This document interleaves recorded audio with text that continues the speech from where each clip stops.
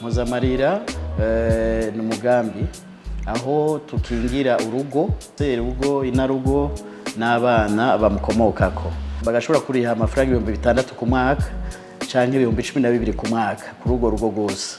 Hagize ubitaba Imana tugashobora gushumbusha kuri urwo rugo amafaranga 200,000 ku batanze 6,000 ku mwaka canke amafaranga 400,000 ku batanze 12,000 ku mwaka.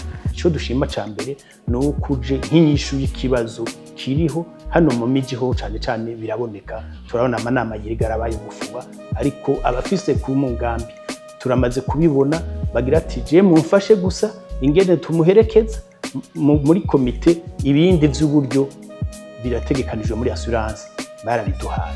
Duhejeje kubona izo mpapuro zose zisabwa, twe duca dukora idosiye ngaha ku cicaro gikuru, tugaca turungika ya Mpozamarira tukayirungika ku telefone batubwiye yuwo yabuze. Ivyo rero biramaze gushika, nivyo dukoresha, nta muntu yigwa aratama waze kurondera iyo Mpozamarira avuye hagati mu gihugu.